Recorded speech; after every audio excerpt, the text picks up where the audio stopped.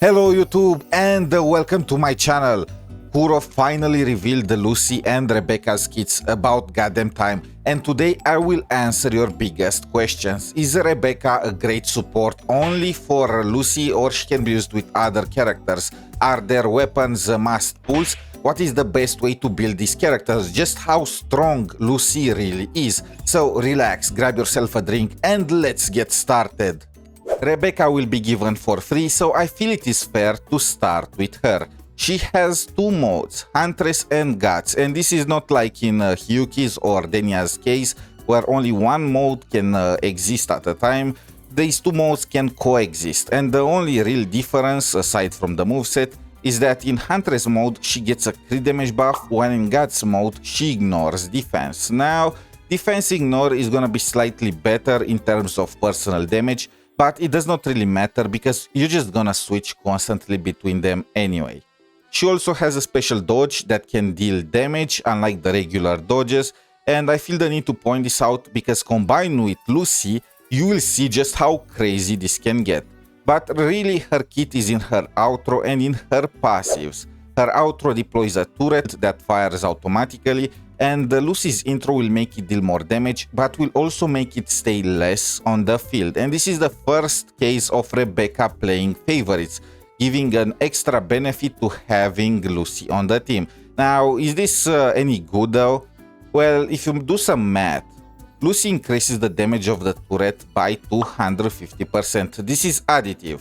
So in total the turret is gonna have 350% damage dealt across 4 seconds, when before it was dealing 100% damage across 14 seconds. If you just do some basic math, you are gonna realize the damage is gonna be exactly the same. 𝗖cie just gives some quality of life by making the turret dump its load faster.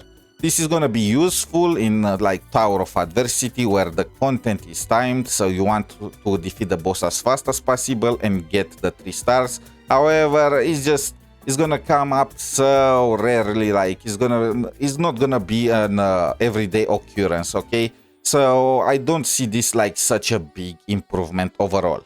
Besides the turret, the outro will give 15% damage amplification and 35% heavy damage to the next operator, making this the outro with the best buffs in the entire game. However, there is a catch. You get this 35% right away only if you are switching to 𝗖cie, another instance of playing favorites. If not, this buff is gonna take time to ramp up. Now, luckily, heavy attack damage dealers like Galbrena and Augusta are dealing most of their DPS towards the later portions of their rotation, so they're gonna have time to stack up most of this buff. So realistically, it's gonna be more like a 20-25% heavy damage increase to other resonators than 𝗖cie, which is not bad at all, you know. Now, her first passive comes with a pretty much permanent 20% attack increase for herself, and 30 tune break boost for resonators that inflict hack shifting. Now,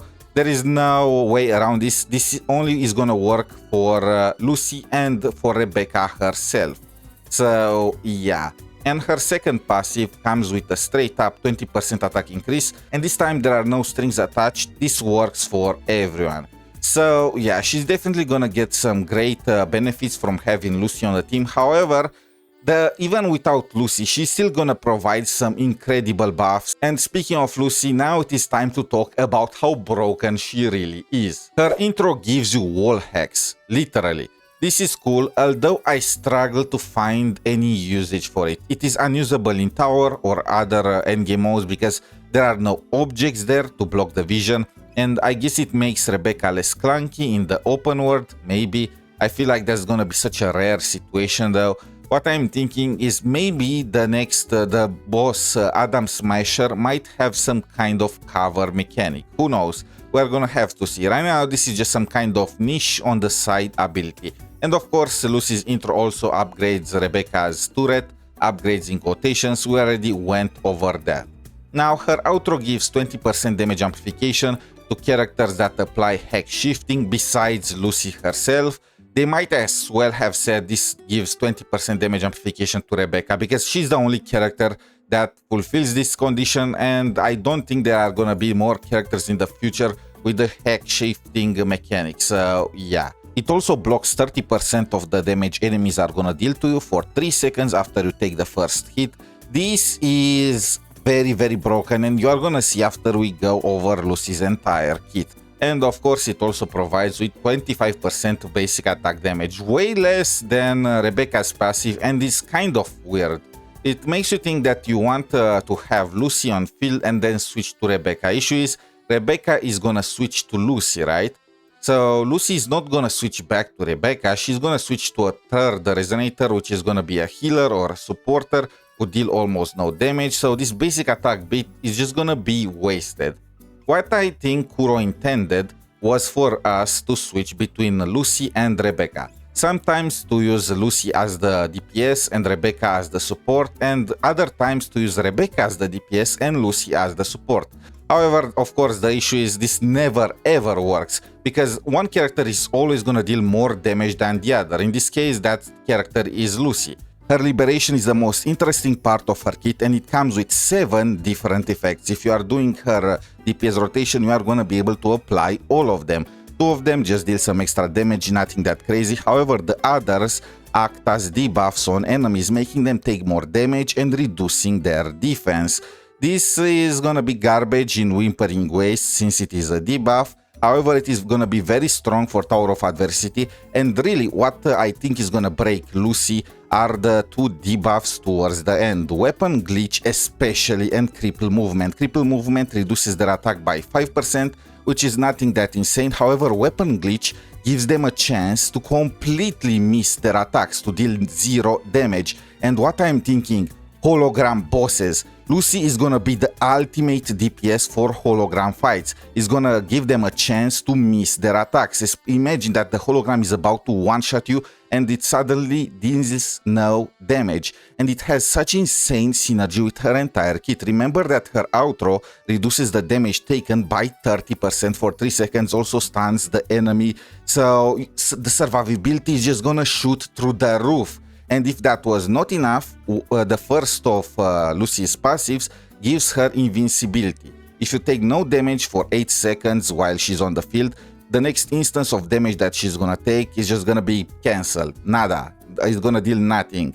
Together with the weapon glitch, together with the attack reduction, together with the reduction in damage taken, it's just gonna be absolutely insane. And of course, there is also the last effect, the 7th effect, 𝗖cie𝗽𝗆𝗵𝗵, which converts all marked targets to neutral units. I'm not exactly sure what exactly it means. I am thinking that if enemies have resistance to some particular element, like fusion resistance or something like that, the resistance is gonna be deleted because they are neutral enemies.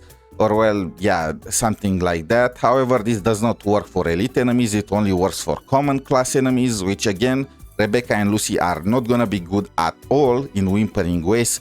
So yeah, I do not really know what they were thinking about. And her second passive is just a straight up buff for herself and for Rebecca if you have her on team. Up to 25% all damage amplification and 25% additional hack damage. This is where a part of her outro buffs went, I guess.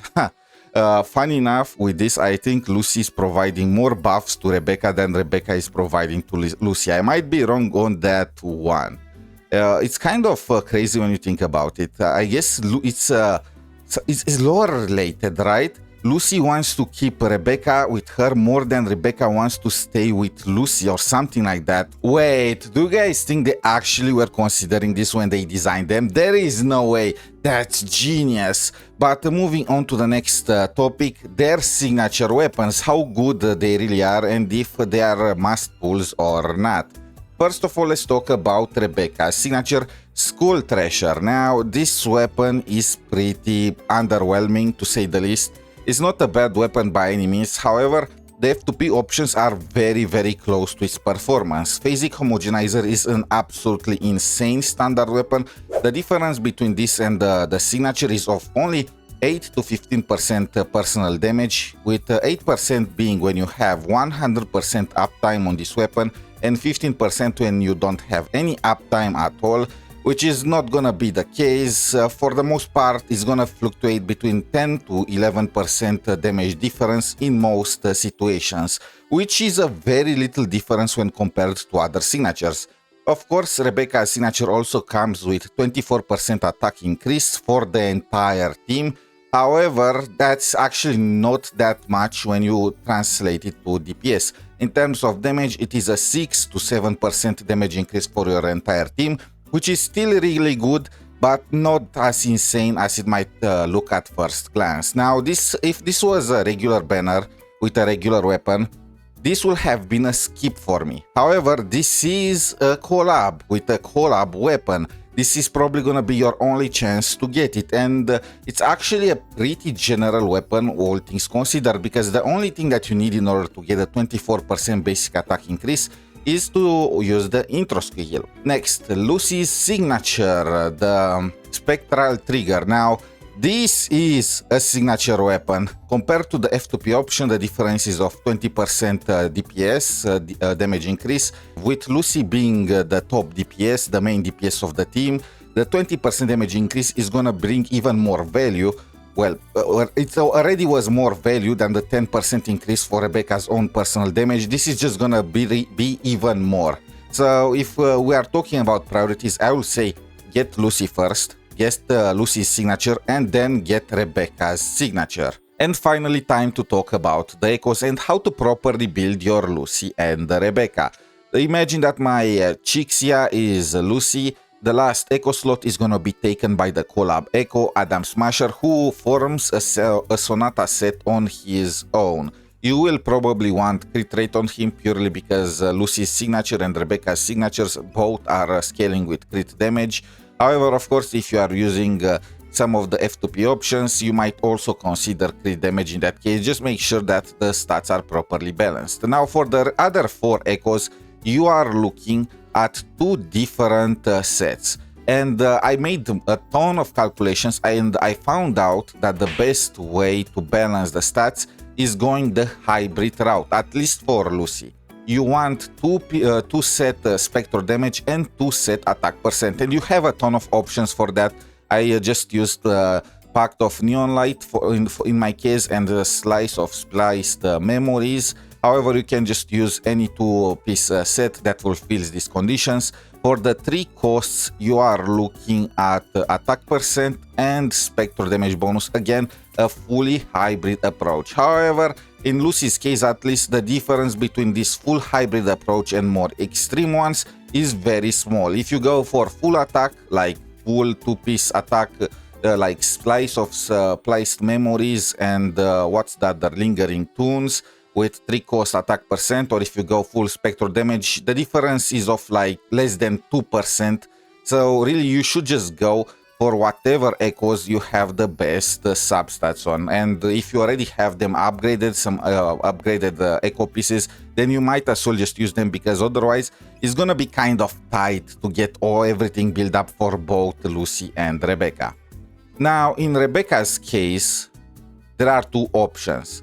This is one of them that prioritizes Rebecca's own personal damage, and you will always want the 3 costs to be on electro damage bonus. Now, for the sets, you are looking at Void Thunder. This is the only set that comes with electro damage, and Rebecca needs electro damage. She gets the most benefit out of it.